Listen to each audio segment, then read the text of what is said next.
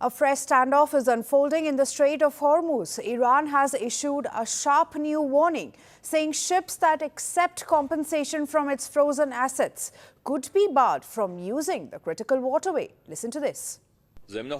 Following aggressive actions and continued efforts to destabilize the region, the President of the United States has announced that compensation for vessels damaged during the imposed war against the Islamic Iran as a result of insecurity created by the US military and their unlawful use of the illegal and unsafe southern route through the Strait of Hormuz would be paid out of Iran's frozen assets.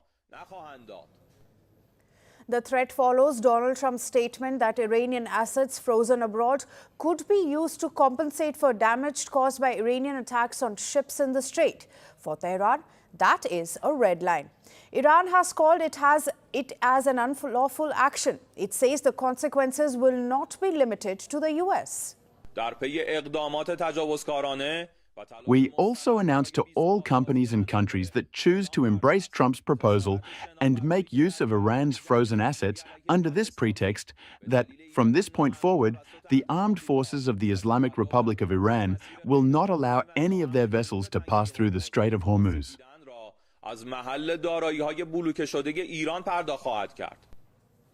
As the war of words intensifies, Oman is trying to break the deadlock. Muscat has proposed a Gulf-backed plan to manage the Strait of Hormuz. It includes voluntary transit fees for commercial ships, following a model already used in Asia's Strait of Malacca.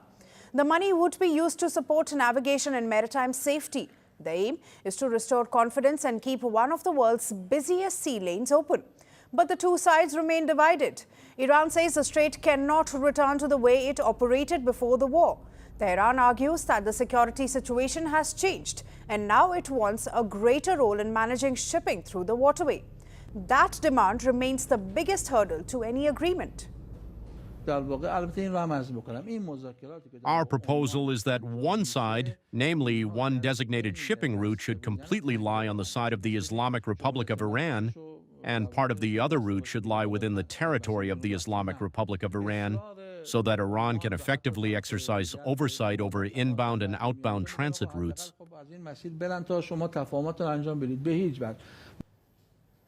Iran has also warned that if Muscat rejects Tehran's proposal, the strait will remain closed. The Islamic Republic is not simply turning a blind eye and saying, let traffic pass through the southern route. No, Oman and even other parties that are in contact with us, including some mediators, have insisted, saying, at least allow vessels to use this route while you work out your understandings. Our answer is absolutely not. We do not recognize the southern route, not even for a single hour.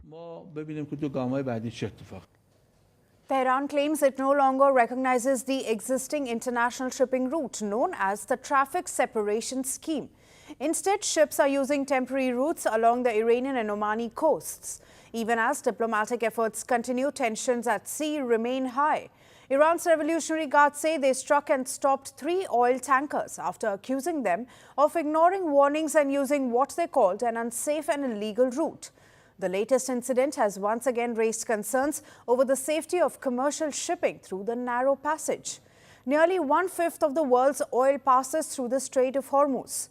Months of confrontation have kept this vital shipping route on edge, with no lasting solution yet in sight.